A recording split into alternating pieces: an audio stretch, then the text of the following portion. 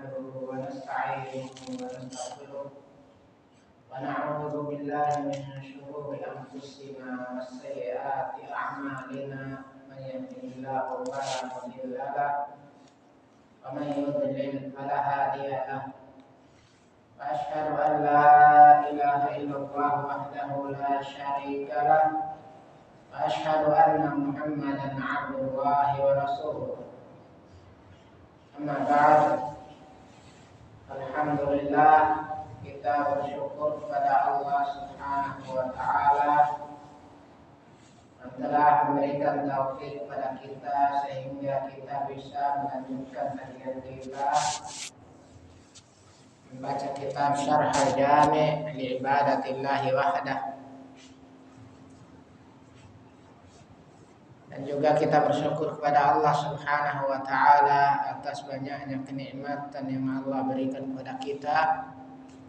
Wa in ta'uddu ni'matallahi la tuhsuha. Jika kalian menghitung-hitung nikmat Allah, maka kalian tidak akan bisa menghitungnya. Tidak akan bisa menghingganya karena sangat banyaknya. Dan di antara nikmat yang Allah berikan kepada kita, nikmat di atas sunnah, bisa bermajelis ilmu, bisa melaksanakan sunnah Nabi alaihi salatu wassalam berupa bermajelis ilmu yang selama beliau hidup sangat banyak melakukannya di saat mukim maupun di saat safar. Salawat dan salam semoga senantiasa tercurahkan kepada beliau alaihi salatu wassalam, keluarga dan para sahabatnya, serta kepada siapa saja mengikuti beliau dengan baik. Dan kita berharap kepada Allah Subhanahu wa Ta'ala menggolongkan kita, menjadikan kita termasuk dari pengikut beliau alaihi salatu wassalam. Kemudian jazakumullahu khairan atas kehadirannya semua dan telah menyempatkan waktu untuk bisa hadir. Insyaallah pada pertemuan ini kita masih pada pembahasan dari macam-macam ibadah. Dan sekarang kita akan masuk pada pembahasan yaitu wal inabah. Al-inabah yang disebutkan di sini oleh pensyarah, wal inabatu ar-ruju'. Inabah itu ruju', kembali, maksudnya kembali kepada Allah. Orang melakukan dosa, dia kembali kepada ketaatan. Orang murtad, orang keluar dari agama, dia kembali kepada agama. Itu disebut inabah. Dan beliau katakan di sini wal inabatu ar-ruju'. Inabah adalah ruju', kembali. Wal inabatu wat taubatu bima'na wahid. Inabah dan taubat itu maknanya sama, satu, ya. Bertobat. Qala ta'ala wa anibu ila rabbikum wa aslimu. Kembalilah kalian bertobat kepada Rabb kalian. Wa aslimu, dan pasrahkanlah diri kalian kepadanya. Ini penamaan Islam. Jadi Islam tidak hanya sekedar nama, tapi Islam yaitu kembali kepada Allah, memasrahkan diri. Oleh karena itu para ulama menyebutkan tentang definisi Islam, di antaranya Al-Imam Muhammad bin Abdul Wahhab dan yang lainnya menyebutkan tentang definisi Islam. Al-Islamu huwal istislamu lillahi bitauhid wal inqiyadu lahu bitta'ah wal bara'atu minasyirki wa ahli. Jadi Islam itu adalah memasrahkan diri kepada Allah dengan mentauhidkannya. Ini ketentuan Islam. Kemudian setelah disebutkan al-istislamu lillahi bitauhid, memasrahkan diri kepada Allah dengan mentauhidkannya. Wal inqiyadu lahu bitta'ah, dan tunduk kepada Allah dengan mentaatinya. Ini orang Islam yang disebut. Iblis tidak masuk karena tidak mau tunduk dalam ketaatan pada Allah, perintah untuk sujud kepada Adam. Iblis tidak mau, maka tidak dinamai Islam dia. Akan nyata Allah sebutkan kafir. Kemudian wal bara'atu minasyirki wa ahli, berlepas diri dari kesyirikan dan ahlinya. Artinya kesyirikan dia tinggalkan. Ya. Demikian pula ahlinya, dia nyatakan itu ahli syirik. Ya. Tidak kemudian ikut menjadi bersama mereka. Di sini penyebutan Islam, definisi dari Islam. Jadi ayat yang beliau sebutkan di sini untuk menerangkan kepada kita tentang makna inabah. Inabah itu kembali kepada Allah, rujuk kepada Allah. Dan inabah memiliki keutamaan yang besar, termasuk kebahagiaan hamba tatkala dia bisa inabah.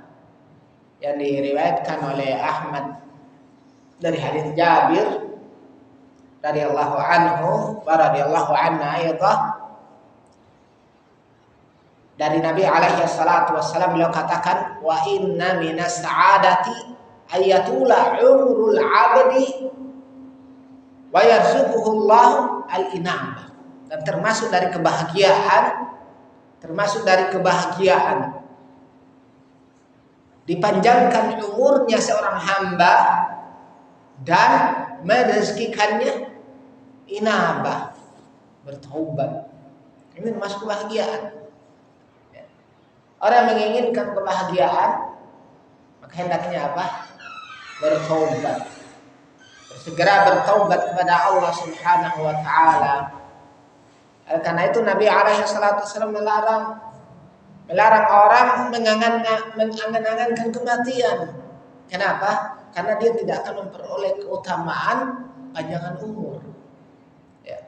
Karena dalam hadis yang menerangkan tentang panjangnya umur, yang keutamaannya yang disebutkan dalam banyak hadis, orang yang dipanjangkan umurnya memperoleh keutamaan. Bahkan Nabi alaihi salatu wasallam melarang orang yang mengangan-angankan kematian, yang beliau katakan sebagaimana dalam hadis Abi Hurairah, la yatamanna ahadukumul maut wa la yad'u bihi min qabli ayatiyah.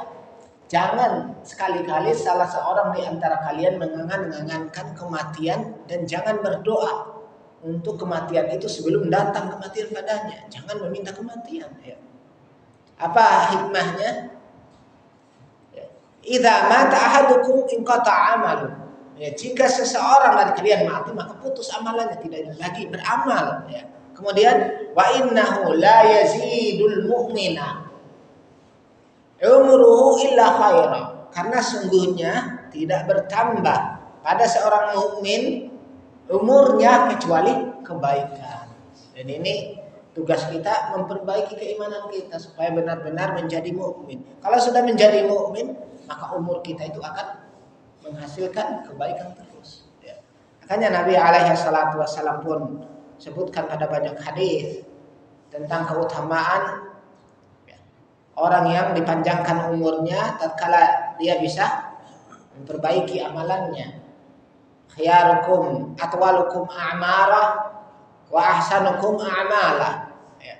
Sebaik-baik kalian adalah orang yang panjang umurnya dan paling bagus amalannya, yang memperbaiki amalannya. Ya. Di saat seorang bisa memperbaiki amalannya, maka itulah keutamaan yang disebutkan tadi pada hadis, termasuk dari kebahagiaan, yaitu ayatullah umrul abdi wa yarzuquhullahu al-inabah. Ya, dan termasuk dari kebahagiaan seorang hamba, Allah panjangkan umurnya, kemudian Allah memberikan rezeki kepadanya, inabah.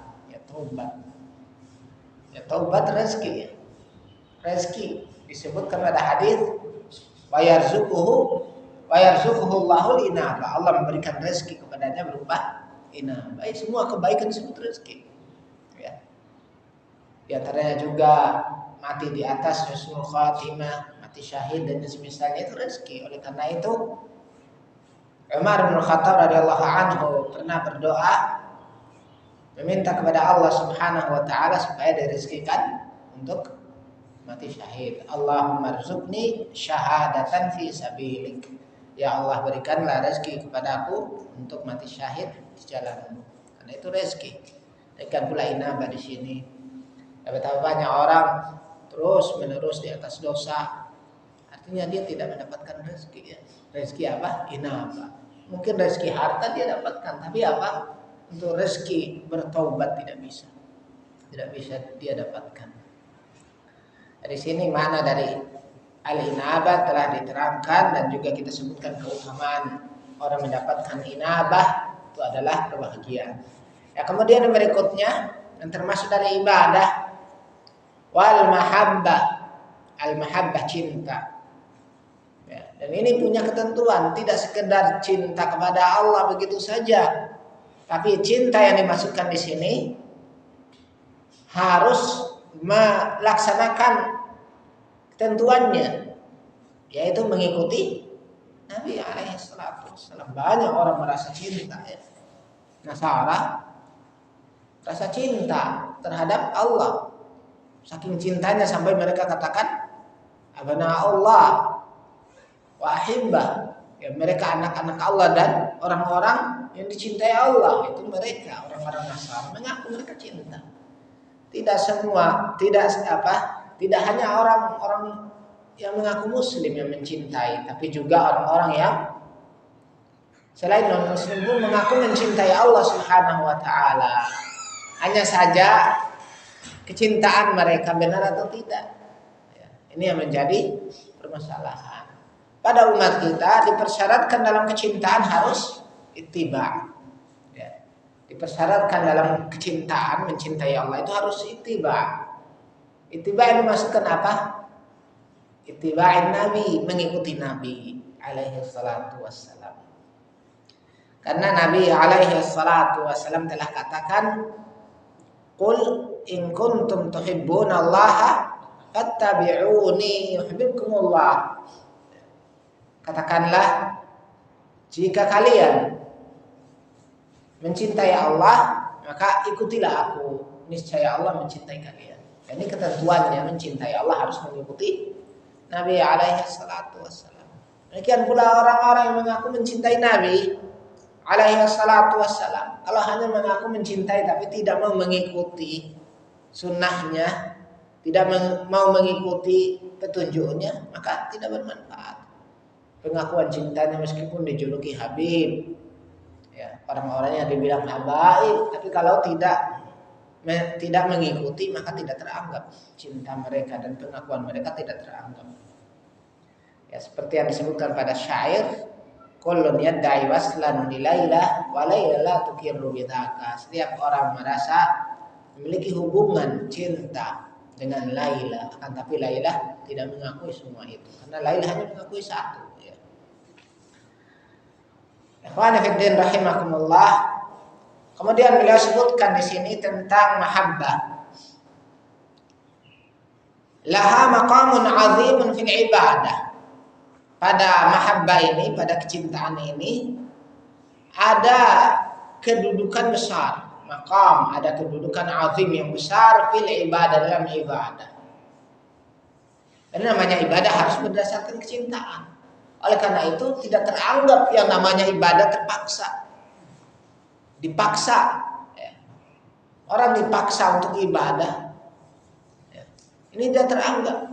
Jadi harus dia melakukan ibadah tadi karena rasa cinta, rasa senang. Ya.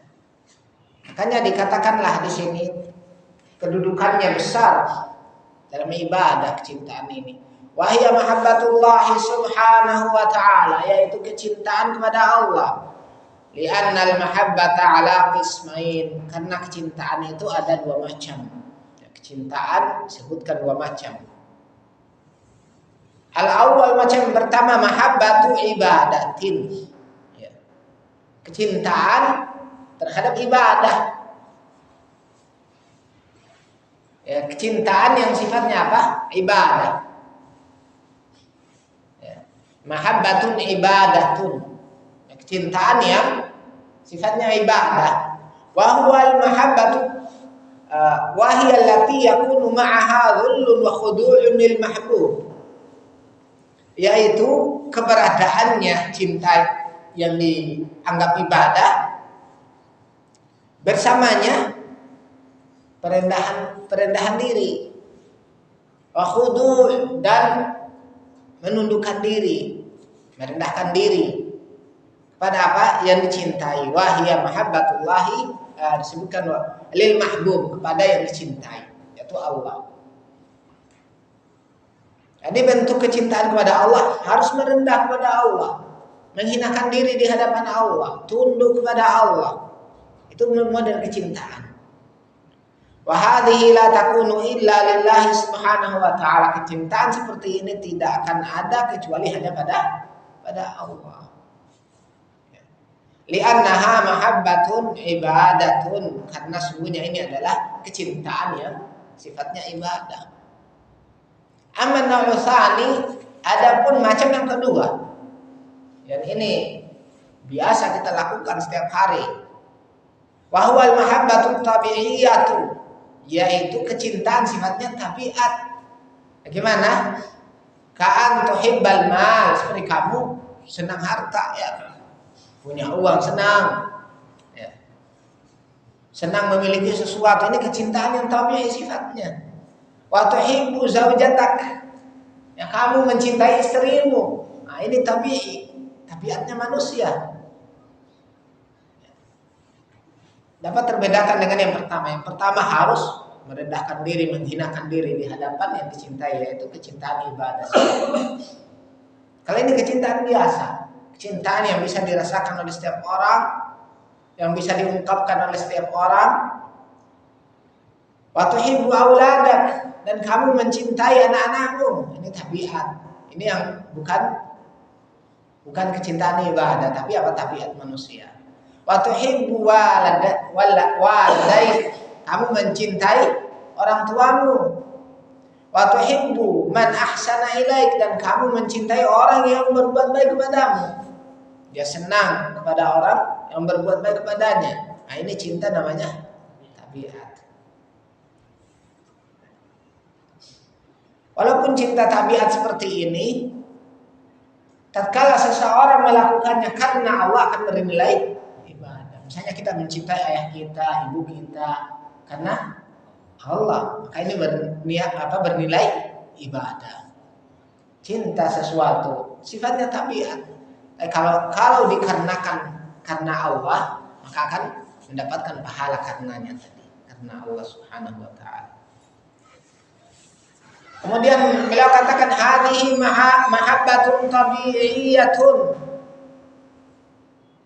la tu'addu minal ibadah. Ini adalah kecintaan yang sifatnya tabiat, tidak termasuk dari ibadah. Li'annaha laisa ma'aha dhullun, karena tidak ada padanya merendahan diri, menghinakan diri, tidak. Hanya mencintai biasa saja. Paling kalau yang tua hanya jabat tangannya, cium tangannya atau cium jidatnya, ya. Tapi ini bukan menghinakan diri, ya. Ini hanya tabiat, ya.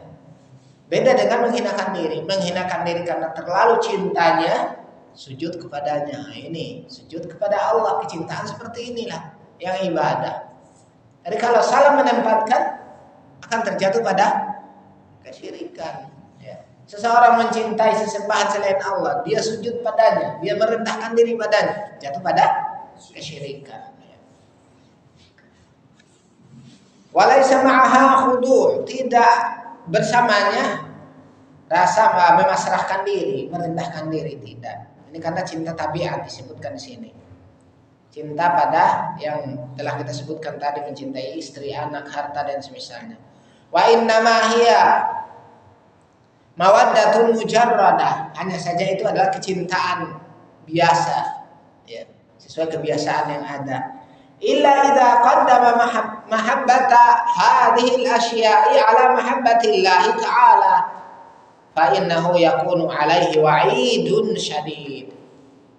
Melainkan jika, ya, kecuali kalau mengedepankan kecintaan terhadap sesuatu tadi atas kecintaan Allah Ta'ala, maka keberadaannya itu akan mendapatkan ancaman yang keras. Diancam, ya.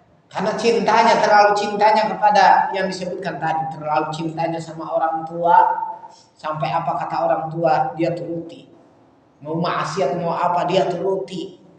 Terlebih lagi kalau orang tua larang jangan sholat misalnya, dia ikuti, tidak mau sholat karena mencintai orang tuanya. Ini kecintaan ini akan mendapatkan ancaman yang berat. Ya. Karena mencintai sesuatu tadi yang sifatnya tabiat, karena harta terlalu cinta sama hartanya sampai tidak mau keluarkan untuk haji. Ya, misalnya sudah memenuhi ketentuan haji, sudah sanggup untuk haji, tapi dia tidak mau haji karena terlalu cinta sama hartanya. Ya. Disuruh zakat dari hartanya, terlalu cinta sama hartanya, tidak mau keluarkan zakatnya, padahal sudah haul, sudah lebih dari nisab bahkan. Ya. Maka kecintaan seperti ini akan mendapatkan ancaman yang berat. Kemudian disebutkan di sini kama qala ta'ala, sebagaimana berkata Allah Ta'ala, kul, katakanlah, in kana aba'ukum wa abna'ukum wa ikhwanukum wa azwajukum wa ashiratukum wa amwalun iqtaraftumuha wa tijaratun takhshawna kasadaha wa masakin tardawnaha ahabba ilaikum minallahi wa rasulihi wa jihadin fi sabilih. Katakanlah, in kana aba'ukum, jika keberadaan ayah-ayah kalian, orang-orang tua kalian, wa abna'ukum, dan anak-anak kalian, wa ikhwanukum, saudara-saudara kalian, wa azwajukum, istri-istri kalian, wa ashiratukum, keluarga-keluarga kalian, wa amwalun, dan harta-harta kalian, iktaraftumuha, yang kalian usahakan, ya, yang kalian cari, wa tijaratun, dan perdagangan, takhsawna, yang kalian takutkan, kasadaha, kerugiannya, wa masakinu, dan tempat-tempat, tardawnaha, yang kalian ridha, yang kalian senangi, ahabba ilaikum, lebih kalian cintai, minallahi, daripada Allah, wa rasulih, dan daripada rasulnya, wa jihadin fi sabilih, dan jihad di jalannya. Ini ketika sudah keberadaannya lebih mencintai semua tadi, padahal ini asalnya kecintaannya harus tabiat saja, ternyata dicintainya melebihi dari kecintaan Allah, maka orang yang melakukannya tadi akan mendapatkan ancaman azab. Fallahu la yuqaddamu ala mahabbatihi mahabbata syai'in minal amwal. Dan Allah tidaklah boleh untuk dikedepankan kecintaan kepadanya, dikedepankan atas kecintaan sesuatu daripada kecintaan Allah, minal mal, daripada mencintai harta, wal auladi, anak-anak, wal bilad, musuh negeri, ya, wa ghairi dzalik, dan selain itu. Fa in ta'aradat mahabbatullahi ma'a mahabbati ghairihi, dan jika berlawanan, bertentangan kecintaan kepada Allah bersama kecintaan selainnya, minal amwali, berupa anak-anak, minal amwali, berupa harta-harta, wal auladi, dan anak-anak, fa innahu, maka sungguhnya, yuqaddamu mahabbatullah, maka hendaknya mendahulukan kecintaan Allah, ya. Yang telah kita sebutkan contohnya, misalnya tiba-tiba diserukan jihad, tiba-tiba, ya, misalnya kita dikepung oleh musuh, mengharuskan untuk difa' bela, ya. Ternyata apa, kita karena terlalu cinta sama keluarga tidak mau, ya. Padahal ini sudah mengharuskan semua orang di negeri itu sudah dikepung, harus dia keluar, harus dia bela bersama kaum muslimin. Ternyata dia tidak mau keluar karena terlalu cinta sama istri anak. Nah, ini akan mendapatkan ancaman dia, ya. Dia termasuk apa? Orang yang akan mendapatkan ancaman dari Allah Subhanahu wa Ta'ala, akan termasuk dosa besar, ya. Ketika seseorang lari dari perang, dalam keadaan perang tadi sudah menjadi fardu ain, dia lari dari itu, ya. Larinya mungkin alasannya karena kecintaan tabiat tadi, maka ini akan mendapatkan dosa, akan teranggap sebagai dosa besar, sebagaimana disebutkan dalam pembahasan tentang masalah jihad. Kemudian yang berikutnya yang termasuk dari ibadah, wal khasyatu, al khasyah, rasa takut. Sudah lewat pembahasan khauf dengan khasyah, dua-duanya takut. Tapi khasyah ini takut karena didasari ilmu, ya. Yang Allah sebutkan dalam Quran, innama yakhsyallaha min ibadihil ulama. Hanya saja yang takut kepada Allah, hanyalah yang takut kepada Allah itu adalah ulama, orang-orang berilmu yang benar ilmunya. Karena ulama juga ada macam-macamnya, ya. Dan khasyah ini keutamaannya besar sekali, yang membuat seseorang tidak jadi diazab oleh Allah Subhanahu wa taala karena khasyah. Ya, di antaranya apa? Disebutkan tentang keutamaan ini, khasyah. Ada satu hadis yang diriwayatkan oleh Ahmad dari Ibnu Sirin dari Abi Hurairah tentang kisah seseorang menjelang kematiannya. Menjelang kematiannya, dia berwasiat kepada keluarganya. Apa yang dilakukan? Berwasiat kepada keluarganya untuk dibakar. Ya, disebutkan oleh Nabi alaihi salatu wassalam, "Kana rajulun mimman kana qablakum." Dahulu ada seorang lelaki zaman sebelum kalian, lam ya'mal khairan qat. Dia tidak melakukan kebaikan sedikit pun. Ini yang ucapan ini kadang membuat orang berpaham Murji'ah pahami, tidak melakukan amalan. Ya. La ya'malu khairan qat. Dia tidak melakukan kebaikan sedikit pun, illa tauhid, kecuali tauhid. Ya, tauhid ya disebutkan di sini. Falamma hatudira tatkala sudah datang mendekati ajalnya, qala li ahli, sebelum datang ajal nih, sudah hampir sekarat nih, mau mati, ya. Dia berkata kepada keluarganya, unduru, lihatlah oleh kalian, idza ana mitu, jika aku mati, ayyuhriku, hendaknya ya, kalian membakar dirinya tadi, ya. Hatta yad'uhu humam, hatta yad'uhu humama, sampai menjadi lahar abu. Ya, ini pesannya. Summat hanuhu, kemudian diaduk, sudah jadi abu tadi. Summadru, kemudian ditebar, dihamburkan. Fi yaumin rih, pada hari yang berangin. Ya. Falamma mata fa'alu dzalik, tatkala mati orang tadi, ternyata keluarganya lakukan itu. Faidah huwa fi qabdatillah, tatkala Allah sudah menggenggamnya, yang terjadi ini perbincangan, Allah wawancara tanya orang tadi. Qala Allah azza wa jalla, ya bani Adam ma hamalaka, katakan ya bani Adam ma hamalaka ala ma fa'alta, wahai anak Adam, apa yang membuatmu kamu melakukan itu? Ya. Apa katanya?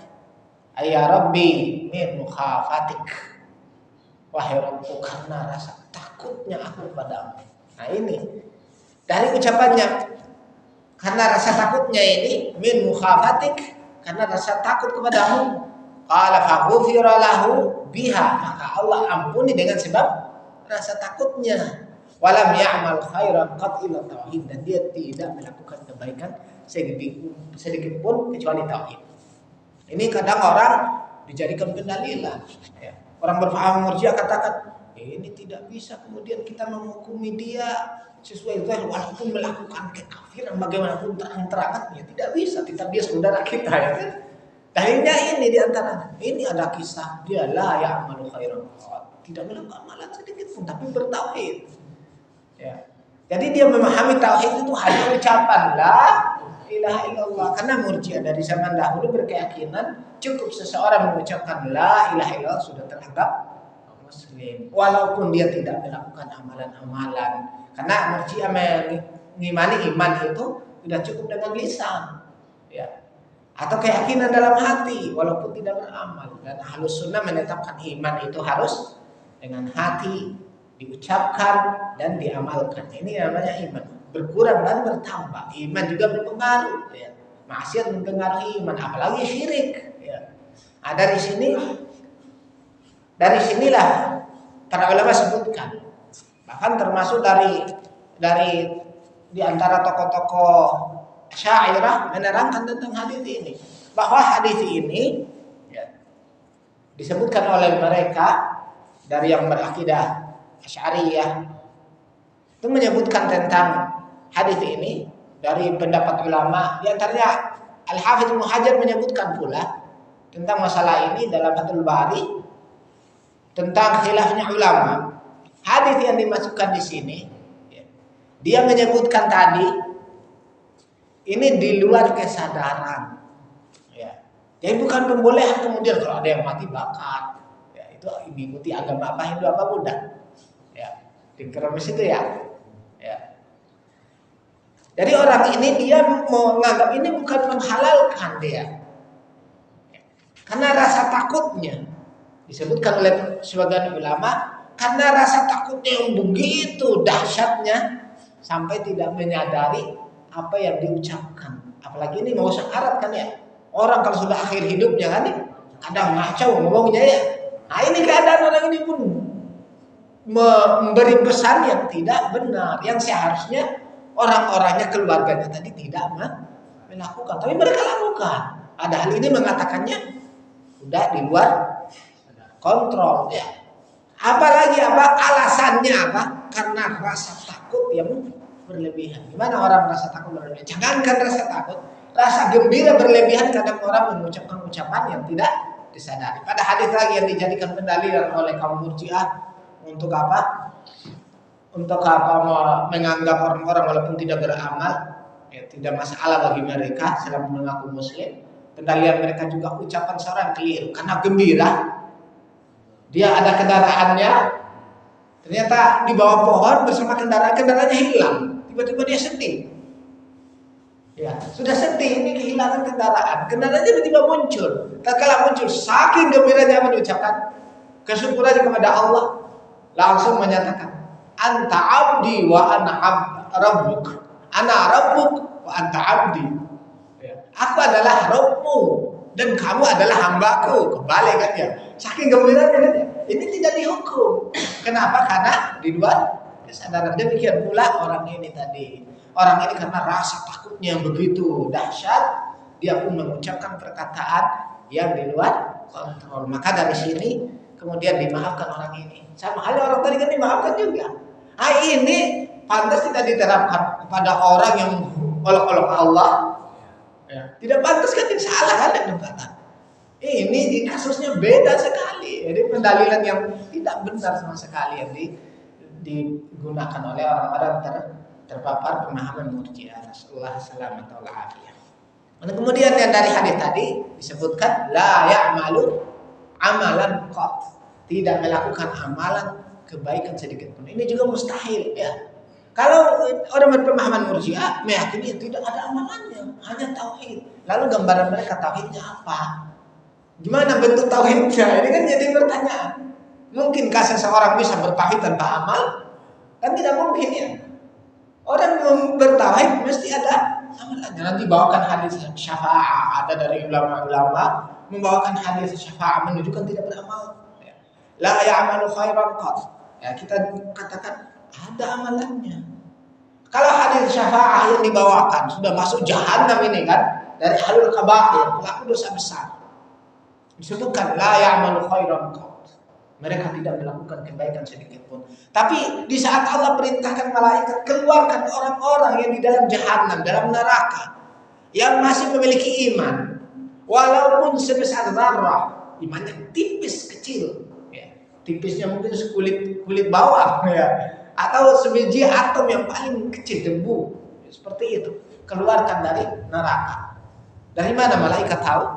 Ternyata apa? Dari amalan kan ya. Min atharis sujud, dalam riwayat Bukhari Muslim, dari bekas sujud. Berarti mereka sujud kan ya, beramal tidak. Nah, dari situlah disebutkan salat itu alamatu ahli tauhid. Salat itu ciri ahli tauhid. Jadi mereka tadi diketahui beriman dari mana? Malaikat yang melihat ini dari atharis sujud, bekas sujud. Ya, bekas sujud terlihat karena ini disebutkan dalam riwayat Bukhari dan Muslim yang lainnya. Atharus sujud tidak dimakan oleh api neraka. Walaupun jahanam ya paling dahsyat apinya tadi.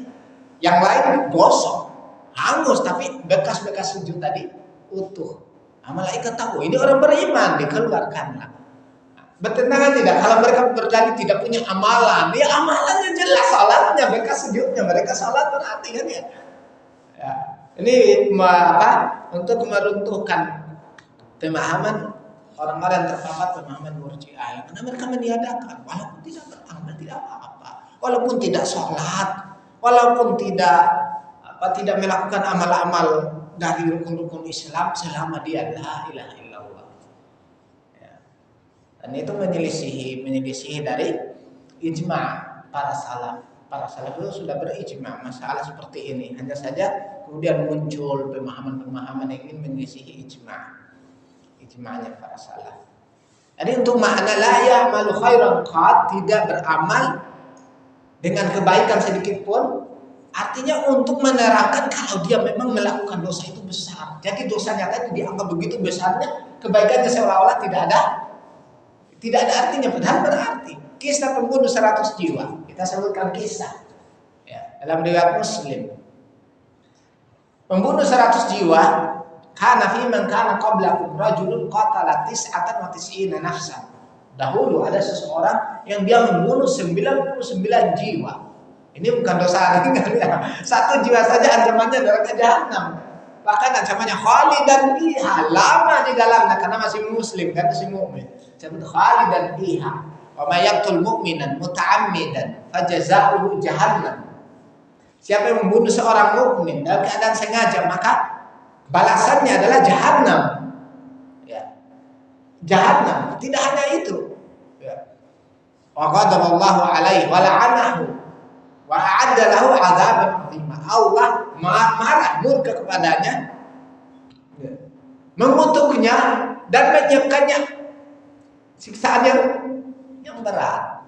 Akan disebutkan ancamannya khalidan fiha. Khalidan kalau dimaknakan untuk orang kafir kekal selamanya di dalamnya selama-lamanya. Tapi ini karena masih muslim, khalidan fiha disebutkan oleh ahli tafsir yaitu lama di dalam neraka. Ini satu orang. Ini pembunuh 99 jiwa. Yang namanya ahli maksiat kan ya, ngaku itu maksiat kan? Beda dengan orang yang kecanduan bid'ah, ahli bid'ah dia merasa baik saja kan ya. Kayak ahli maksiat ini tidak merasa tenang. Sudah membunuh 99 jiwa, apa yang diinginkan? Inginkan taubat. Fasa'ala an a'lami ahli al-ardi fadulla ila rahib. Dia bertanya kepada orang paling berilmunya dari penduduk negeri, maka ditunjukkanlah kepada seorang rahib. Ditunjukkan kepada seorang rahib. Ya.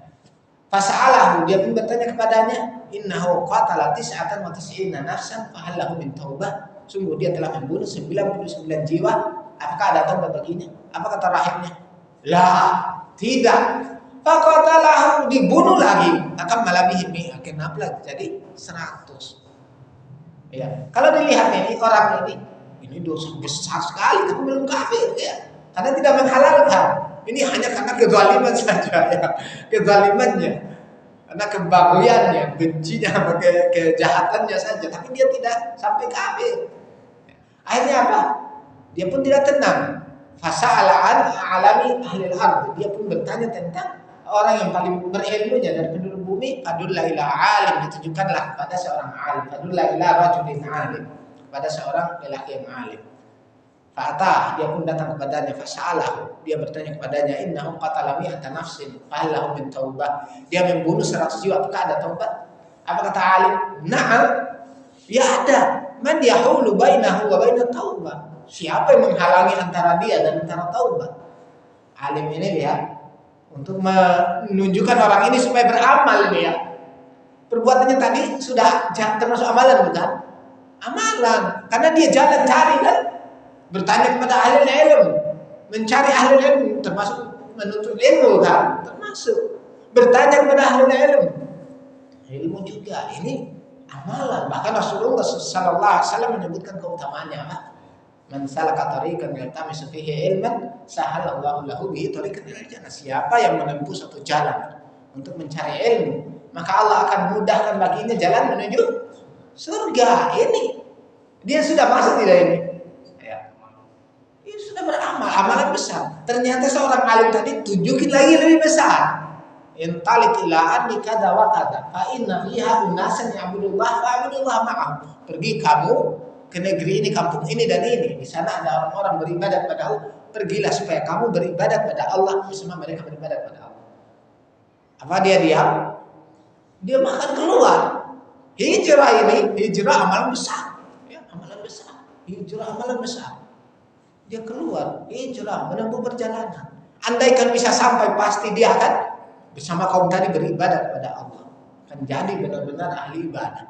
Tapi apa? Allah berkehendak mewafatkannya di tengah jalan. Wafat di tengah jalan. Tapi apa? Sampai di tengah jalan, ikhtasama malaikatul adzab malaikatul adzab malaikatul rahmah. Terjadilah perdebatan antara malaikat azab dan rahmah. Malaikat rahmah merahmati, kasihan, dia kasihan sudah keluar dengan hati yang tulus, sudah bertobat kepada Allah, menghadap kepada Allah, ya, ingin rahmati dia, ya Nabi. Malaikat azab tidak. Kata malaikat azab, innahu la ya'malu khairan qad, dia tidak melakukan amalan kebaikan sedikit pun, ditiadakan kebaikan. Kenapa? Karena dosanya begitu besar kan ya. Dosa, kalau seorang melihat dalam hadis syafaat, seseorang itu melihat dosanya sejauh mata memandang, ya tidak ada lagi amalan. Lalu diterangkan bitaqa, catatan apa? La ilaha illallahnya, ditimbanglah, itulah berat. Artinya di sini bukan hanya kartu itu, karena nanti orang akan mati ditimbang semua amalannya, ya, besar ataupun kecilnya ditimbang. Ini kan kalau hadis bitaqa yang disebutkan di sini tentang syafaat ini, nampaknya ditimbang dosanya sejauh mata memandang, sama satunya seolah-olah kosong kan ya. Lalu datangkan satu kartu, la ilaha illallah, jadilah berat ini ya.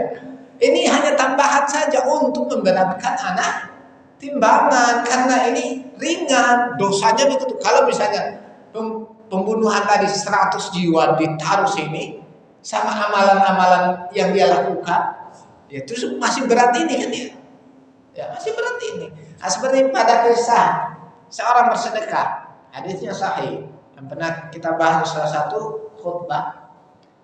Ada kisah seseorang beribadah selama 60 tahun, ahli ibadah dari umat terdahulu. Dia beribadah selama 60 tahun. Ya. Ternyata apa? Dia terjatuh ke dalam dosa maksiat. 6 hari setelah 60 tahun itu, 6 hari dia terfitnah dengan wanita sampai berzina selama 6 hari. Alhamdulillah. Ya. Sampai berzina selama 6 hari. Akhirnya apa? Setelah berzina tadi, di apa? Setelah berzina 6 hari dia menyesal, bertaubat, menyesali dosanya. Ya, jelas dia bertobat, dia pergi ke suatu tempat, dia sangat menyesali.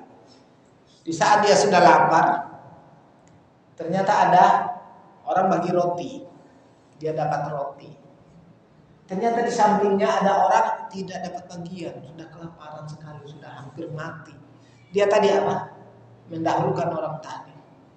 Dia langsung bersedekah dengan roti yang dia pegang tadi, diberikan ke orang ini sampingnya.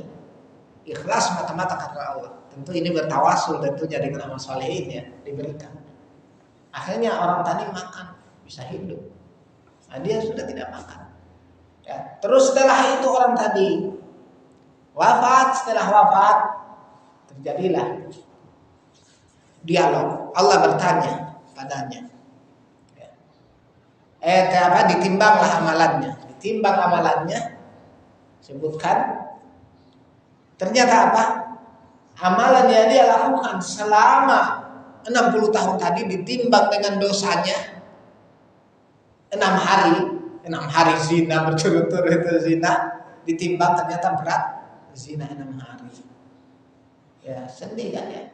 Amalan 60 tahun ternyata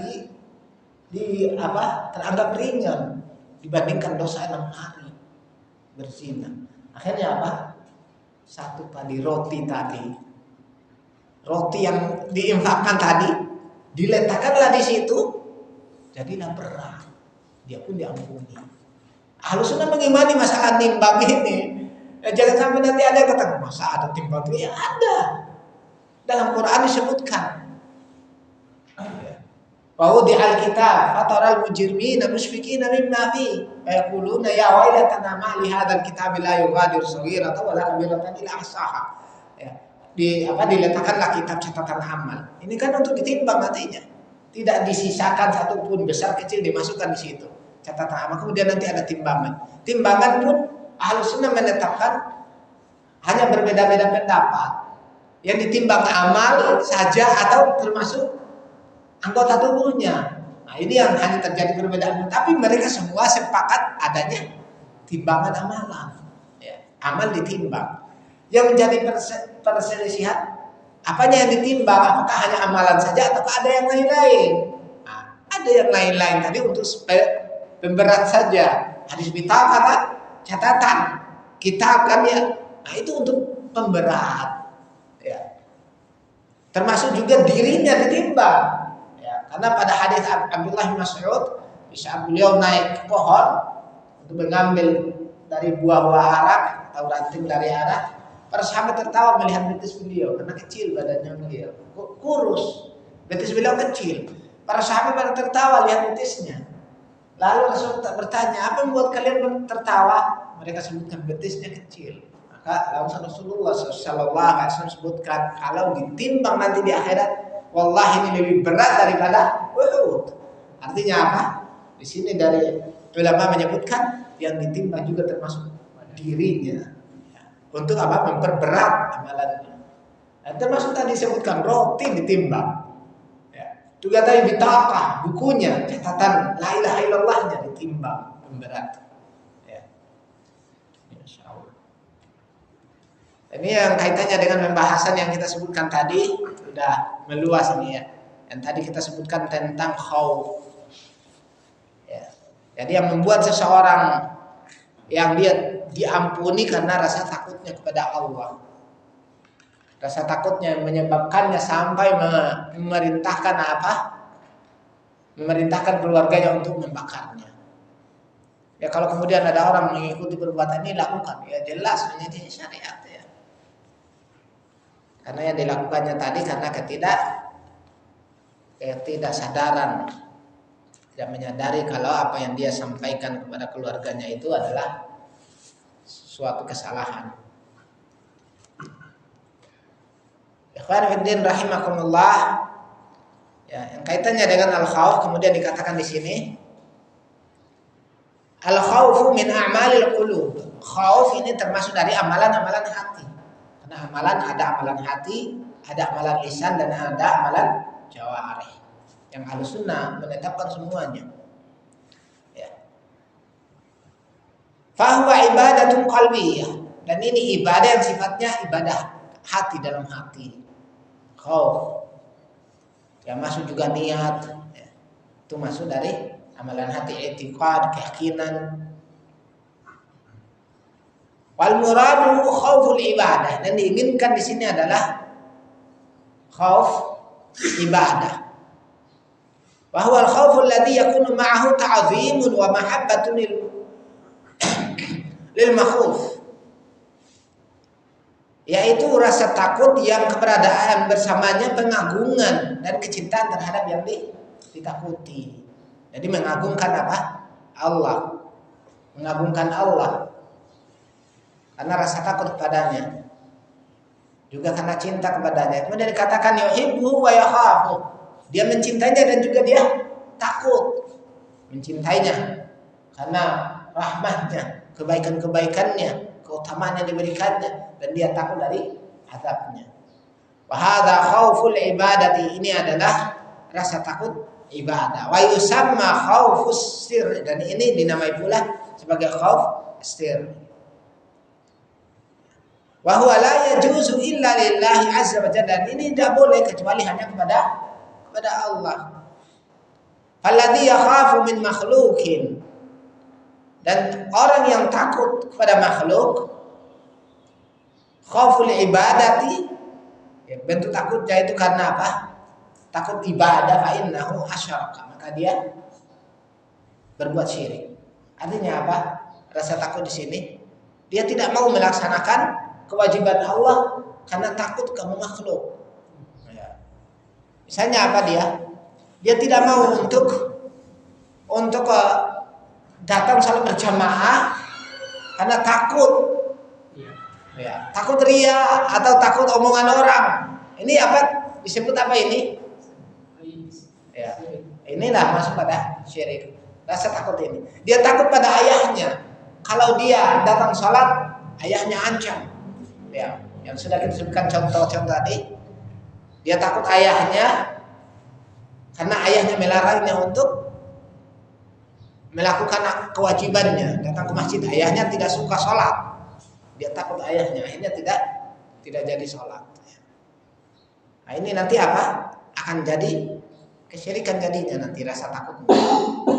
Hanya disebutkan di sini bahwa la yajuzu illa lillahi azza wa jalla. Rasa takut ini, yang rasa takut ibadah ini tidak boleh kecuali hanya pada Allah azza wa jalla.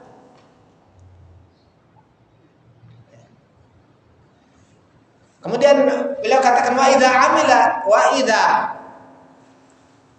amila dan jika dia lakukan lahu padanya nau'an min anwa'il ibadati, maka ini termasuk macam-macam ibadah li'annahu yakhafu, karena dia takut padanya. Mithlul ladzi yakhafu minal jin. Ya, ini contohnya beliau perjelas di sini. Mithlul ladzi yakhafu minal jin, semisal dengan takut kepada jin. Fayadbahu lahum, lalu menyembelih untuk jin. Nah, ini sudah masuk takut syirik. Ya, takut syirik di sini.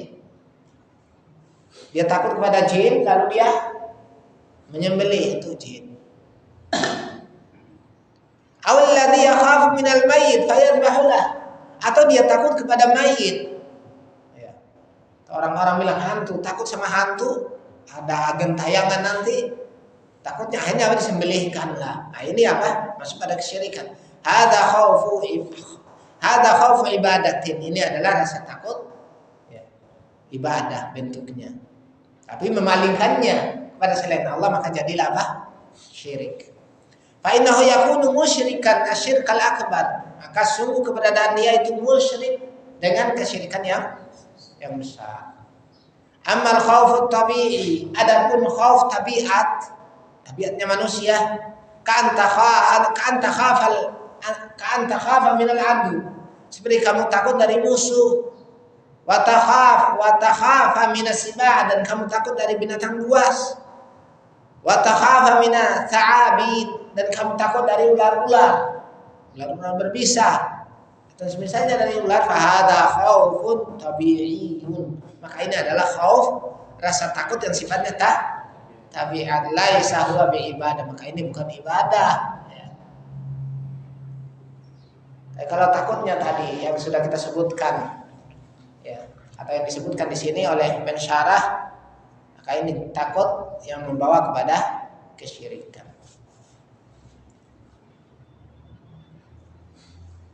Pembahasan khauf. Yang seharusnya dibahas khasyah, ini malah kembali kepada khauf yang sudah dibahas. Insyaallah. Ya. Sudah lewat pembahasannya khauf. Jadi yang seharusnya yang dibahas adalah khasyah. Ya. Khasyah di sini. Bila katakan al khasyatu hiya nau'un minal khauf. Khasyah ini macam dari khauf. Apa hanya bedanya tadi apa? Ya, kalau khasyah itu lebih pada ilmu. Artinya munculnya rasa takutnya itu karena ilmu, pengetahuannya dia. Yang sudah kita sebutkan, innama yakhsyallaha min ibadihi ulama. Hanyalah yang takut dari hamba-hambanya adalah al-ulama, itu orang-orang berilmu. Jadi al-khasyatu hiya naw'un minal khauf. Khasyah adalah satu macam dari takut. Qala Allah Ta'ala fala takhshawhum wakhshawni. Janganlah kalian takut kepada mereka, dari orang-orang kafir, dari musuh-musuh kalian, akan tapi takutlah kalian kepada aku. Fala tuqaddim khasyiyatal makhluqi ala khasyiyatillah. Maka jangan kamu kedepankan rasa takut kepada makhluk atas rasa takut kepada Allah. Qala ta'ala alladzina yuballighuna risalatillahi wa yakhshawna, yaitu orang-orang yang mereka menyampaikan risalah-risalah Allah dan mereka takut kepadanya. Wala yakhshawna ahadan illallah, dan mereka tidak takut kepada seorang pun kecuali hanya kepada Allah. Dan sudah dibahas tadi yang kaitannya dengan rasa takut. Kapan dianggap rasa takut yang ibadah dan kapan dianggap rasa takut itu hanya tabiat.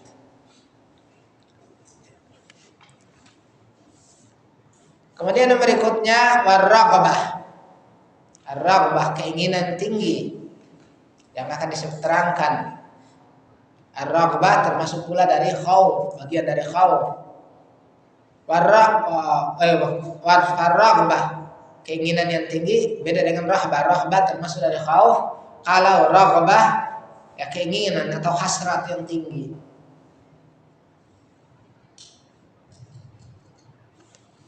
Yang hampir ada kemiripan dengan rasa senang, kecintaan.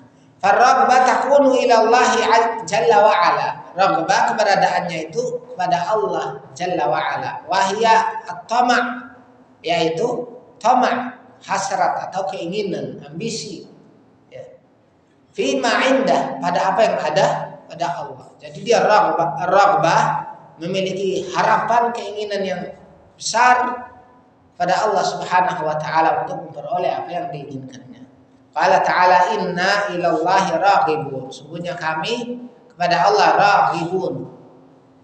Ya, kami berharap. Jadi manakan di sini apa? Berharap, memiliki keinginan. Ya, perlu dibedakan antara raghbah di sini kalau kemasukan huruf jar, apa setelahnya ada huruf jar. Raghibah fi itu dimanakan apa? Senang. Ya sama halnya dengan apa? Raghibah an, kalau raghibah an benci, raghibah fi senang. Raghibah fi sama raghibah an. Kalau raghibah fi itu senang, kalau raghibah an benci. Ya. Wa may yarghabu an millati Ibrahim. Nah, siapa yang benci dari agama Ibrahim, artinya benci di sini. Sama raghibah kan ya? Raghibah. Ya, sama maknanya. Kalau raghibah fi suka.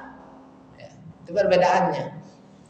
Man raghiba an sunnati falaisa minni, kata Nabi alaihi wasallam. Jangan diartikan yang suka, ya tidak. Ini yang membedakan huruf jar, huruf setelahnya.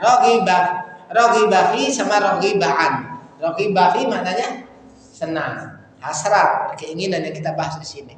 Kalau raghiba an artinya benci. Jadi disebutkan di sini ar-raghbatu takunu ila Allah jalla wa ala. Raghbah keberadaannya itu hanya kepada Allah jalla wa ala. Wa hiya tama', yaitu tama', keinginan tinggi fi ma inda pada Allah. Qala ta'ala inna ila Allahi raghibun, sungguhnya kami kepada Allah raghibun, berharap.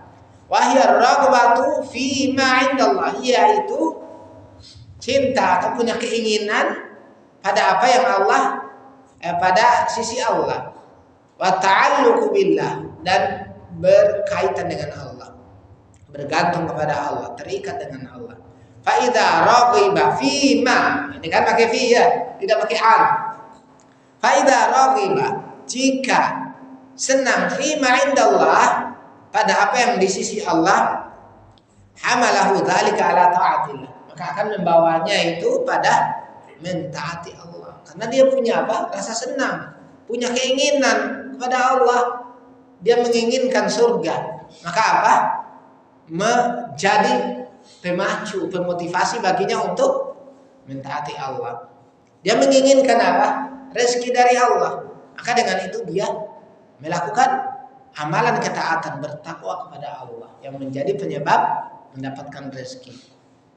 Wa taqdimu ridallahi subhanahu wa ta'ala, dan mengedepankan keridhaan Allah Subhanahu wa ta'ala.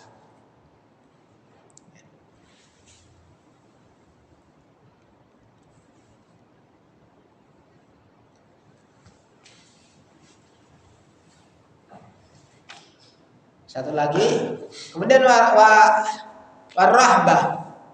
Ar-rahbah ini rasa takut. Kadzalika hiya naw'un minal khauf. Rahbah demikian pula itu termasuk dari satu macam dari khauf. Jadi ada khauf, ada khasyah, ada rahbah. Tiga pakai ha, rahbah. Kalau tadi apa? Raghbah. Kalau ini ha, rahbah. Rahbah takut, ya, takut yang tinggi. Kalau raghbah cinta, ya, senang atau hasrat tadi keinginan yang kita sebutkan. Ya. Jadi rahbah kadzalika hiya naujun minal khauf. Rahbah demikian pula termasuk satu dari macam-macam khauf, rasa takut. Qala ta'ala wa iyaya farhabun. Maka kepadakulah kalian rahbah, yaitu takut. Yajibu an tarhaballaha, wajib bagi kamu untuk takut kepada Allah. Ini lebih dahsyat takutnya daripada yang tadi, yang sebelumnya. Wa takhafa minallah, dan takut pada Allah. Wa takhsyallaha, demikian pula khasyah, ya. Kamu takut pada Allah. Wala tarhabu al makhlukin, jangan kamu wala tarhabil makhlukin, dan jangan kamu takut kepada makhluk-makhluk. Rahbatan, dengan rasa takut, taj'aluhum fi manzilatillah, yang kamu menjadikan mereka tadi berkedudukan seperti Allah, takutnya. Ayusamunallaha azza wa jalla, atau mereka menyamakannya bersama Allah azza wa jalla. La tarhab minhum,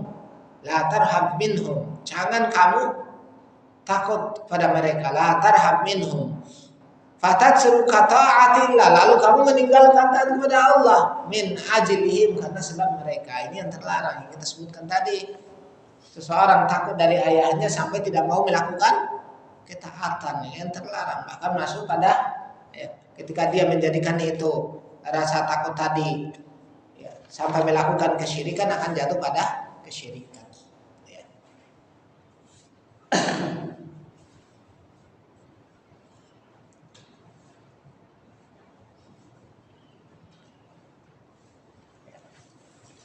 Sudah 1 jaman lebih. Ada pertanyaan?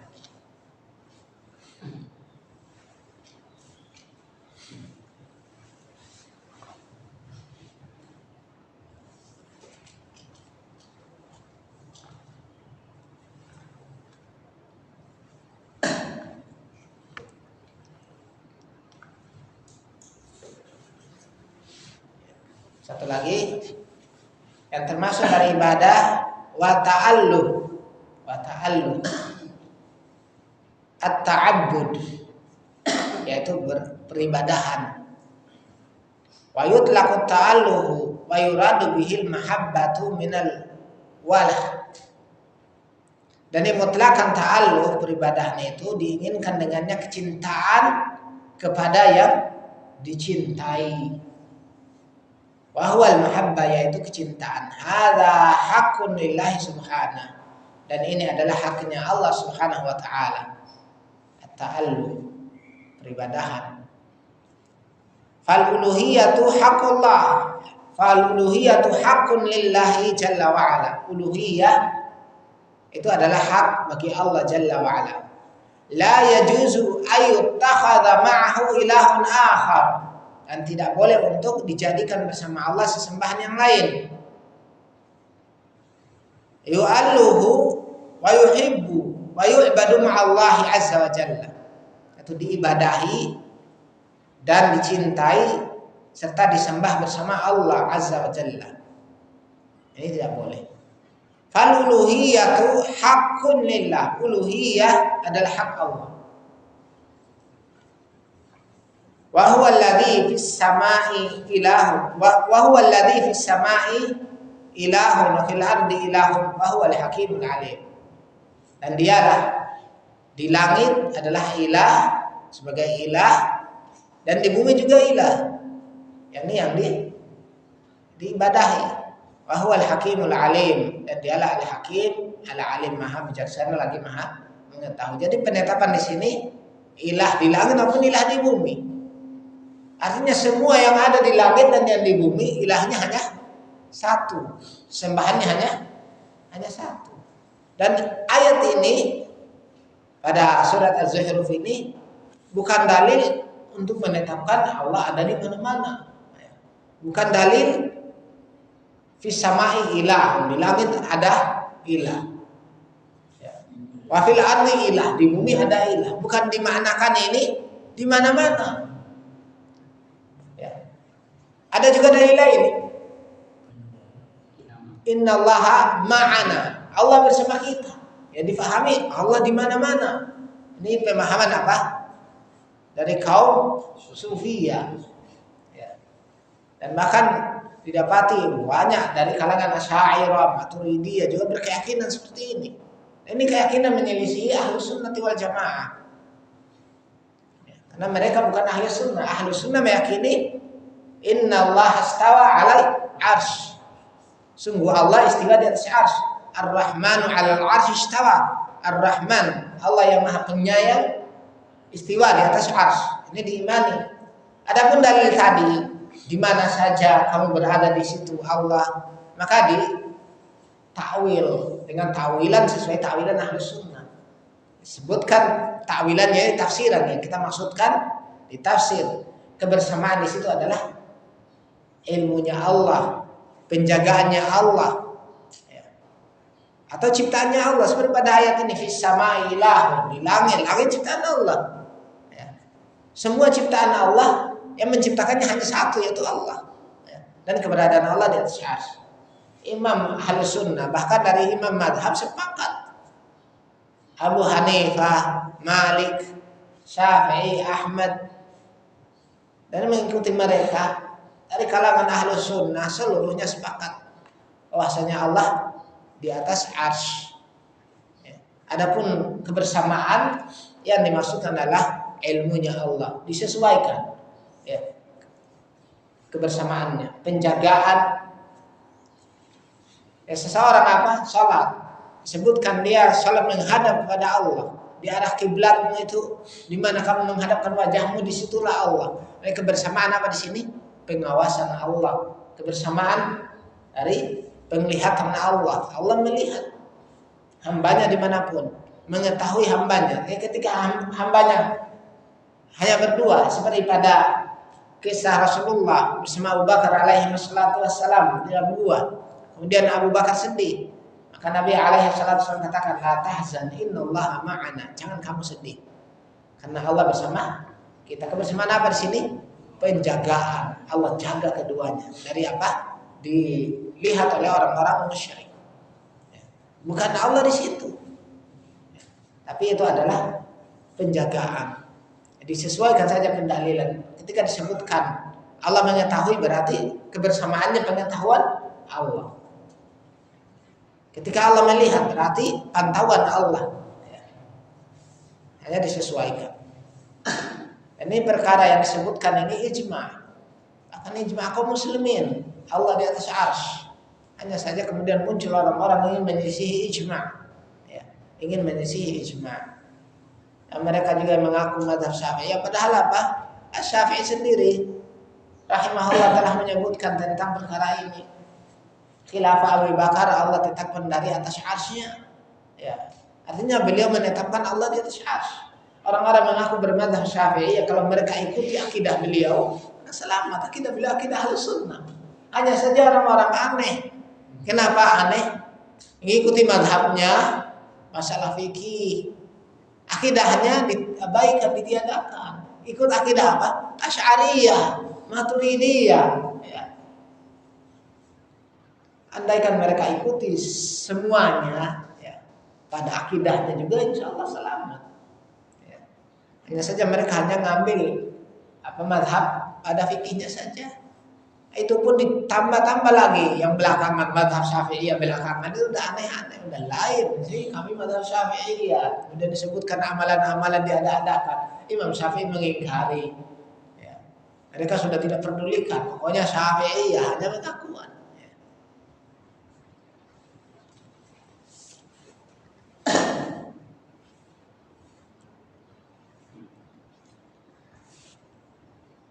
Dan kemudian beliau sebutkan ya'ani ya'luhu wa ya'buduhu wa yuhibbuhu ahlus sama'i wa ahlul ardi. Ini beliau terangkan tentang ayat tadi. Yakni mengibadahinya, menyembahnya dan mencintainya, penduduk-penduduk langit dan penduduk-penduduk bumi mencintainya. Yang Allah sebutkan tadi, fis sama ilahun, di langit ilah, di bumi juga ilah. Jadi makna ilah yang dimaksudkan di sini diibadahinya Allah Subhanahu wa taala oleh hamba-hambanya di langit maupun di bumi.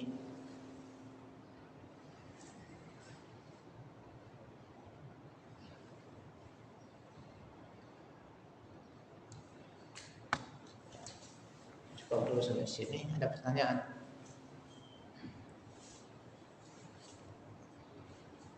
Ustaz, Ya. pertanyaan Ustaz. Tadi di awal kan disebutkan bahwa dalam bertambahnya dipanjangkan umur Allah, Ya. maka itu berupa rezeki karena dipanjangkan umurnya bertambah pula amalnya. Tapi sebagian orang, termasuk orang tua saya itu, panjangan umurnya tapi makin berkurang amalnya. Ya. Tidak seperti waktu sehatnya. Biasanya bisa ke masjid, sekarang udah tidak bisa ke masjid karena kakinya udah tidak kuat berdiri. Kemudian juga sholatnya sudah tidak sempurna karena harus tidur. Juga kalau nggak dibimbing dan dituntut malah. Ya. Kalau saya perhatikan suka salah, kurang rukunnya, kurang, ya nggak sempurna. Ya. Dan kebiasaannya biasanya sehari-harinya baca Quran, baca kitab, sekarang udah bisa lagi. Jadi kalau pandangan saya bertambah umurnya berkurang amalnya. Ya. Itu gimana Ustaz? Jadi kalau yang disebutkan di sini beliaunya karena keadaan yang menghalang, menjadi penghalang, sakit juga karena sudah sangat tua. Dahulu Anas bin Malik giat beribadah, jaga puasanya. Tapi 2 tahun sebelum wafatnya itu sudah tidak bisa puasa. Tapi bayar fidyah. Itu Anas bin Malik. Jadi yang dimasukkan keutamaan tadi yang kita sebutkan, fa innahu la yazidul mu'mina amruhu illa khaira. Sungguh tidaklah bertambah pada seorang mukmin umurnya itu kecuali kebaikan. Ya benar, kebaikan. Lihat tadi Bapak yang disebutkan masih salat walaupun sudah tidak sempurna karena sudah ya, tua. Ada mungkin orang bisa katakan sudah ada kepikunan mungkin ya, ada seperti itu. Ya. Tapi keadaannya dia tetap pertahankan. Tercatat dia menjaga kewajibannya walaupun kita lihat kadang sudah tidak sempurna, tapi dia tetap melakukan. Ya. Jadi keadaan seperti ini nanti akan terbawa pada uzur yang kita sebutkan tadi sudah di luar kontrol. Ya, pada hadis tadi orang yang sudah hampir mati kan berpesan kepada anak-anak atau keluarganya untuk membakarnya, ya kan ya. Ini untuk membakar ini kan perbuatan yang tidak diridhoi kan ya, tapi keluarganya ngikuti, sementara dia sendiri di luar kesadaran yang disebutkan oleh para ulama, dia melakukan hal itu karena rasa takutnya sudah sangat berlebihan kan ya, sudah tua, sudah mau mati, muncul rasa takut, akhirnya berpesanlah dengan pesan yang tidak disadari. Ya. Jadi keadaan seperti ini dimaafkan ya. Yang kita bawakan pendalilannya juga tadi. Sampai seorang karena sangat gembiranya, ini tidak sampai sakit ini ya. Tidak sampai sakit kan ya. Hanya karena sangat gembiranya kendaraannya datang, dia pun bersyukur kepada Allah. Kamu mengatakan anta abdi wa ana rabbuk. Engkau ya Allah hambaku dan aku adalah Rabbmu. Ini kurang ya Pak, kurang kontrol, tidak disadari. Nah, kita juga lihat kepada orang tua seperti tadi, sudah tua sekali, kadang sudah baca pun kadang sudah tidak benar. Alhamdulillah masih coba-coba baca kan ya. Alhamdulillah masih pada ada orang karena sudah hilang. Sudah kayak akalnya sudah sudah tidak terkontrol lagi, sampai kadang sudah tidak tahu mau sholat gimana ya.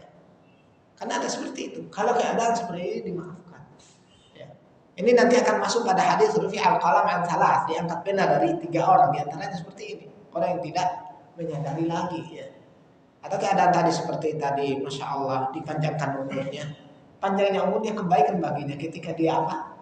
Lihat sudah seperti itu tapi masih mau melakukan, walaupun tidak sempurna kan ya, tapi masih punya kebaikan baginya. Akan disebutkan dalam hadis, seseorang yang masa hidupnya, apalagi masa mudanya sebelum tua seperti itu, dia giat beribadah. Di saat masa tuanya seperti itu sudah sakit-sakitan atau safar, kan dalam hadis disebutkan, di saat safar atau sakit yang kebiasaan dia lakukan di masa sehat, di masa mukimnya, lalu tidak bisa lakukan di saat itu, maka tetap dia dapatkan pahala seperti yang dilakukan di saat mungkin dan di saat sehatnya. Nah ini keutamaan. Makanya hadis Nabi tadi menyebutkan tidaklah bertambah umur seorang mukmin melainkan apa? Kebaikan. Ini kebaikan kalau kita sadari. Tinggal kita sebagai anak ketika melihat orang tua seperti itu perlu dibimbing terus. Tidak harus kita tidak henti-hentinya membimbing terus. Ya. Yang paling penting nanti di akhir hayatnya diajak untuk mengucapkan kalimat tauhid la ilaha illallah sebagaimana yang dicontohkan oleh Nabi alaihi wasallam, ditalkin, ya dibimbing terus. Amalannya juga kita perlu bimbing karena ini sudah akan kembali seperti anak kecil ya. Yang namanya orang tua kan udah sangat tua nanti terlihat nanti perilakunya sudah kayak anak kecil, udah kadang ya sudah bebas mau lakukan apa, sudah ya kembali seperti anak-anak kan. Jadi orang seperti itu nanti ya, kita bisa nilai kapan ini dia sadar, kapan tidak, menyadari kapan tidak. Ya. Jadi jangan sampai kita menganggap ini sudah kurang kurang utama dari sebelumnya. Justru itu ya ujian juga baginya. Ya. Insya Allah kebaikan baginya ketika dia bisa sabar, kemudian dia masih bisa mengikuti bimbingan anak-anaknya. Allahu a'lam. Ya. Tentang hadis yang tadi itu yang orang yang tinggalan barang tadi itu yang kehilangan datang Ya. ke kedai ini itu sama korelasi kisahnya Mu'az Ya, Mu'az bin Jabal dia datang dia ke Rasulullah, dia sujud gitu kan, lalu situ kan banyak pendalilan gitu kan, artinya orang yang melakukan sesuatu yang di luar kesadaran, orang bilang kerja hilang gitu, karena nggak ketahuan gitu, dan terus sekarang dia syirik akbar atau dia nggak sholat atau dia mencela Allah, maka dia belum bisa di polis langsung dia musyrik gitu kan, dia masih muslim pertama karena dia jahil gitu. Karena banyak berdalil dengan hadis-hadis ini gitu. Ya. Salah pendalilan, ya perkara jahil sama tidaknya dapat terbedakan. Kalau pendalilan tadi orang tadi kehilangan kendaraannya, tiba-tiba muncul, dia pun bergembira sampai mengucapkan kepada Allah, Anta abdi wa ana rabbukum, kau hambaku dan aku Rabbmu. Ini jelas semua memahami. Ini bukan dasar kebodohan, bukan, tapi karena ketidaksadaran, tidak menyadari karena saking gembiranya. Sangat gembiranya sampai salah ucap. Nah ini biasa kita yang ceramah ya. Kita ceramah di makanya kalau ada orang kritik kesalahan dalam ceramah, ya kadang kita nggak sadari ya. Beda hanya kalau disadari. Perkara yang tidak disadari itu dimaafkan oleh Allah. Ya. Perkara yang tidak disengaja itu Allah maafkan. Makanya kan kita diandikan berdoa, Rabbana la tu'akhidna in nasina wa akhtana. Wahai Rabb kami, jangan Engkau siksa kami, hukum kami ketika kami lupa, kami memiliki alfaan. Ya, perkara lupa, perkara tidak sengaja ini dimaafkan ya, kasusnya ini tadi. Jadi ini ditempatkan pada orang bodoh tidak benar. Kenapa? Karena orang bodoh di zaman Nabi alaihi salatu wasallam juga ada. Kisah Badui datang salat. Ini pada perkara, jangan kita pahami ini perkara fikih. Perkara fikih pun ada usul. Ada usulnya, ya. Bukan hanya akidah. Perkara usul itu yang harus kita ketahui, tidak diberi udzur. Yani usul yang kaitan kewajiban. Kita harus tahu tauhid. Kita harus tahu salat, kita harus tahu zakat, kita harus tahu puasa. Ini wajib untuk semua. Ini usul semua. Nah, dalam fikih saat sholat Rasulullah Sallallahu Alaihi Wasallam didatangi oleh seorang badui sholat, terus datang, ucapkan salam. Beliau katakan irji fasalli fa innaka lam tusalli. Kembali kau sholat, kamu belum sholat. Dimaafkan terjadi. Ini orang bodoh kan ya? Badui bodoh, tapi beliau tidak maafin. Kembali sholat. Kamu belum sholat, ditiadakan. Dia pergi sholat lagi. Berkali-kali nampak benar orang bodoh. Dia pun menyerah. Sudah, itu yang saya bisa lakukan itu ya Rasulullah. Ajari aku ya, karena dia bodoh minta diajarin ya, diajarin. Orang bodoh sekarang mana ada minta mengajar kabur, minta menjauh. Ini dia berpaling ya. Makanya gimana mau diberi utur orang bodoh sekarang ya. Akan kalau dibilang bodoh nggak mau mereka dibilang orang bodoh, malah kita yang ngaji seperti ini bodoh-bodohin ya. Iya. Dari zaman dahulu yang mengikuti tauhid itu akan dibodoh-bodohin, dianggap orang dungu, orang-orang yang akalnya kurang ya. Jadi gimana kita kemudian akan katakan mereka itu diberi utur karena kebodohan? Ya tidak sebenarnya. Pendalilan-pendalilan yang ada mereka tadi pendalilannya salah. Pada hadis ini ketidaksengajaan dalam ucapan. Saking bahagianya. Pada kisah tadi memerintahkan keluarganya membakarnya ketika mati karena rasa takutnya yang begitu besar sampai tidak menyadari apa yang dikatakan. Nah, itu dibahas oleh para ulama yang telah kita sebutkan tadi pada kajian. Untuk kisah Mu'adz bin Jabal, insyaallah pertemuan selanjutnya akan dibahas masalah sujud. Ini sujudnya Mu'adz pada Rasulullah Sallallahu Alaihi Wasallam ini kembali ke hukum asal dulu. Karena hukum sujud di zaman dahulu ini berlaku, boleh zaman dahulu. Ya. Zaman dahulu itu masih boleh sujud seseorang kepada yang lain meskipun maknanya ruk'ah, berlutut. Model sujudnya kan berlutut. Atau mungkin ada juga yang melakukan Allah alam, hanya saja kalau yang dimasukkan sujud zaman dahulu kebanyakannya itu ruk'ah. Ruk'ah itu berruk'ah yang metode Jawa kan ya. Orang masuk penguasa kemana kan gitu ya, berlutut ya. Nah ini yang dimasukkan ini. Zaman dahulunya boleh sujudnya malaikat kepada Adam ya. Anggaplah itu para malaikat, tidak ada kaitannya manusia ya. Tapi zaman Yusuf alaihi salatu wasallam katakan mimpinya ini ra'aitu ahada asyara kaukaba wasyamsa wal qamara ra'aituhum li sajidin. Aku lihat ya 11 bintang dan matahari bulan sujud kepada aku. Tafsirannya apa? Beliau tahu sendiri, jelas tafsirannya. Di saat beliau jadi pembesar, datanglah tadi 11 bintang saudara-saudaranya. Ayah ibunya datang. Apa dilakukan? Sujud mereka. Ini ruk'ah tadi. Ini boleh di zaman itu. Mu'adz bin Jabal paham, ini boleh kan ya. Orang melakukan ajaran terdahulu tidak diingkari sampai ada dalil yang menunjukkannya. Jadi ketika ada melakukan amalan dahulu, ya, ini amalan dahulu. Apakah syariat kita mengingkari atau tidak? Kalau tidak ingkari berarti boleh. Mu'adz bin Jabal lakukan. Dia melihat pembesar, uskup, para raja, para penguasa disujudi.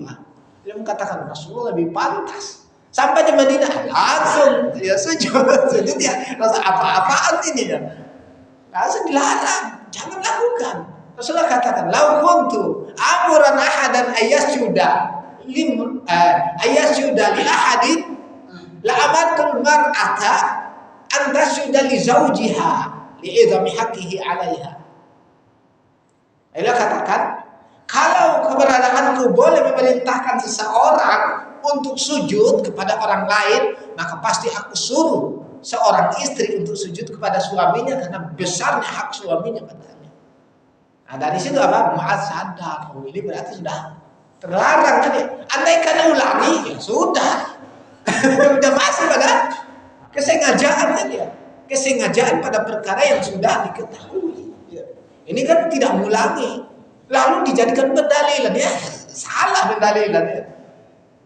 Ini sudah salah kan, salah yang sudah disalahkan karena ini ya. Artinya tadi beliaunya masih menganggap ini boleh kan, syariat terdahulu boleh. Ya. Karena syariat yang dibawa oleh Nabi kita alaihi salatu wassalam membawa syariat terdahulu, hanya saja ada perubahan, ada tambahan, ya. Ada yang dihapus hukum. Ini termasuk penghapusan hukum. Ya. Jadi jelas ya. Jadi ketika ini dijadikan pendalilan untuk memberi uzur, orang datang terus tiap saat datang sujud kepada berhala, langsung diberi uzur padanya terus. Lalu berdalil dengan pendalilan ini salah pendalilan. Dan perlu untuk dinasihati orang seperti itu, diluruskan. Ini pendalilan yang tidak benar. Salah pendalilan. Yang kita sebutkan tadi pada perkara usul Nabi alaihissalam tidak memberi uzur. Selalu bilang, bahkan perkara wudhu, ada seorang wudhu sampai tumitnya tidak kena air sebesar kuku. Apa kata Nabi alaihissalam? Diperintahkan untuk kembali, irji. Ya, kembali kamu, ahsin wudhu, lalu perbaiki wudhu ulang. Nah, ini pada perkara tidak dibiarkan. Beliau tidak katakan, kamu masih baru mulai ya, bodoh ya, berarti sudah apa salah, tidak. Dia disuruh perbaiki, tidak. Beliau tahu itu orang baru itu jelas orang-orang ya. Alai Badu yang datang ya. Kalau yang datang Badu ya jelas ini orang bodoh ini, tapi beliau apa? Suruh ulangi. Ya, disuruh ulangi. Dia tidak diberi keringanan dalam masalah ini, harus dia tahu, harus dia pelajari. Kalau berpaling ya sudah hukumnya hukum berpaling berarti. Ya. Jadi untuk masalah ini, kalau nanti dialasankan, wah kalau nanti tidak diberi, waduh ini repot ya. Nanti jadi takfir ini gimana lagi? Yang lebih parah lagi nanti ucapan gara-gara mengkafirkan, menganggap musyrik itu memunculkan terorisme. Nah, tidak juga, perlu lihat. Justru orang yang benar-benar berpegang tauhidnya itu paling penyayang terhadap makhluk. Lihat Zaid bin Amr bin Nufail zaman jahiliyah. Apa kata beliau? Tatkala melihat orang-orang Mekah, beliau langsung katakan, ditunjuk yang hadir, ya, kalian itu bukan di atas agama Ibrahim selain aku. Ya, dengan tegas ini. Ada yang mengeluarkan mereka dari agama Ibrahim. Tapi bersamaan dengan itu apa? Paling penyayang ternyata orang musyrik yang membunuh anak-anak perempuannya, bayi dikubur hidup-hidup atau dibunuh, beliau datangi. Kalau kalian bunuh, kasihkan saya yang rawat, pelihara semua. Nanti kalau sudah besar kalian ingin ambil baru ambil, jangan dibunuh. Penyayang tidak? Ya penyayang. Yang memunculkan isu mengkafirkan itu teroris itu Yahudi, Nasara. Kenapa? Mereka melihat Rasulullah lihat mengeluarkan kita dari agama Ibrahim, mengkafirkan kita, memerangi kita, diisukan teroris. Ya, padahal enggak seperti itulah. Yang melakukan teroris ya orang-orang kafir asalnya. Itu hanya untuk menggambarkan, untuk menjelek-jelekan Islam saja. Dan sekali lagi masalah pengkafiran ini memang konsekuensi dalam agama kita. Ya orang nyata Yahudi Nasara tidak mengikuti Nabi kita dihukumi kafir. Orang-orang musyrik menyembah Allah, Rasulullah SAW menghukum mereka sesuai dengan yang terakhirnya. Ya. Sesuai dengan yang terakhirnya. Aku yang katakan, nanti kalau kita kayak gitu nanti kita kafirkan semua orang. Nah, gimana? Kafirkan ayah ibu kita. Nah, Rasulullah yang kafirkan ayah ibu beliau.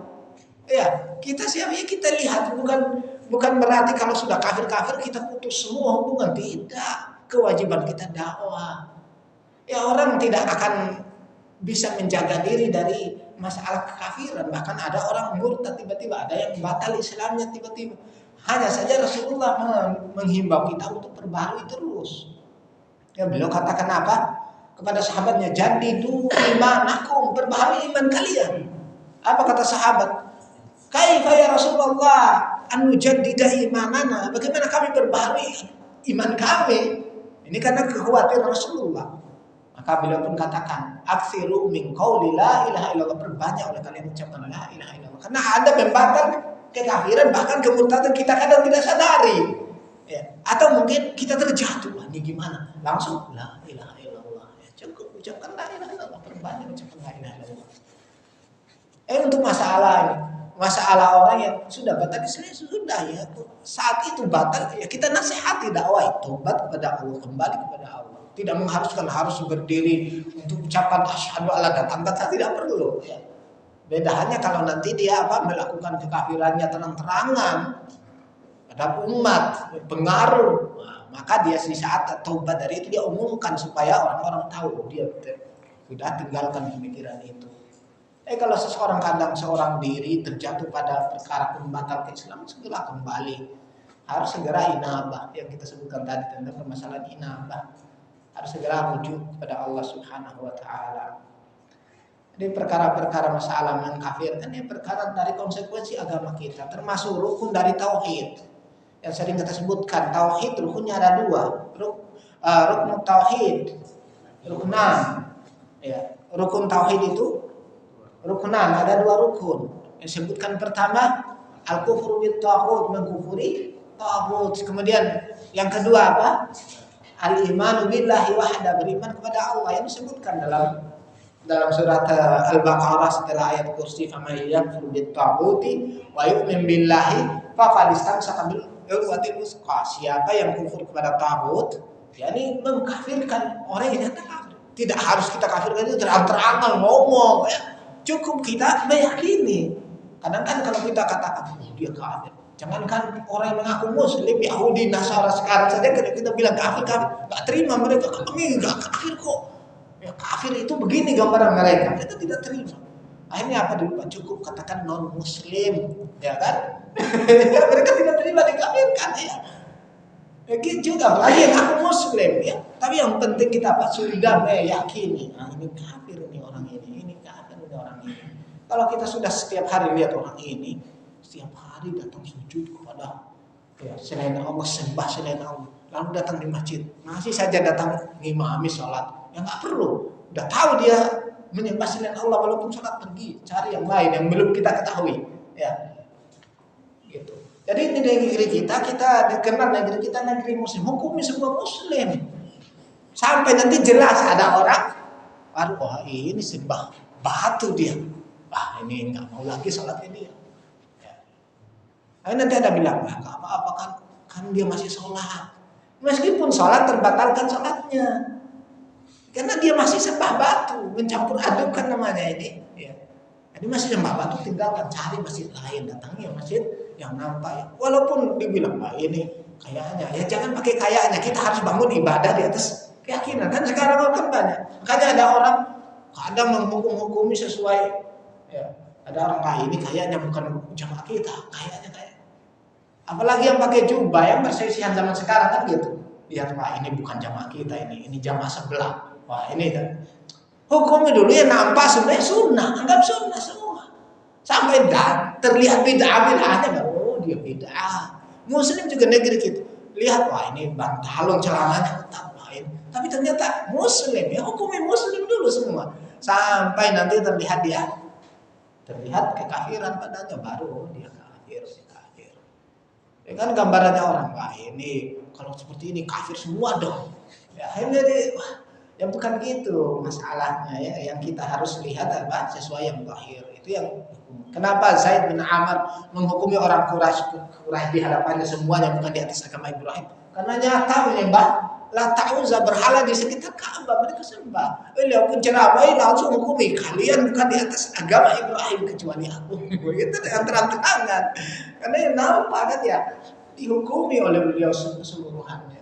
Ya, nampak. Dan juga pada kisah Ibrahim bersama Sarah alaihi wassalatu wassalam datang ke suatu negeri, ada rajanya yang merampas istri-istri orang. Ya, Ibrahim katakan kepada Sarah, nanti kalau ditanya oleh raja itu tentang bilang aku saudaramu, disebutkan. Ini kan sudah bohong ya. Tapi maksudnya beliau saudara, ya ini beliau terangkan saudara seiman, karena tidak ada seorang pun beriman, hanya kita berdua. Itu karena nampak mereka menyembah selain Allah, termasuk rajanya taghut. Ya kalau seperti itu boleh langsung kita mutlakan ini semua sudah hukum sudah dihukumi semua. Ini memang kafir semua karena nampak kan ya. Nampak mereka orang-orang kafir nampak.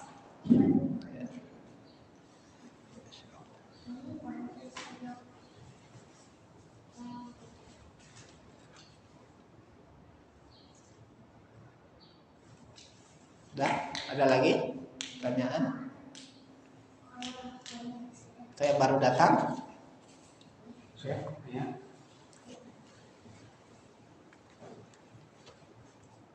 Ya sudah sejam lebih, sudah hampir mau 2 jam. Ya, kita cukupkan sampai di sini kalau tidak ada pertanyaan. Insyaallah pada pertemuan berikutnya kita akan bahas masalah ruku dan sujud.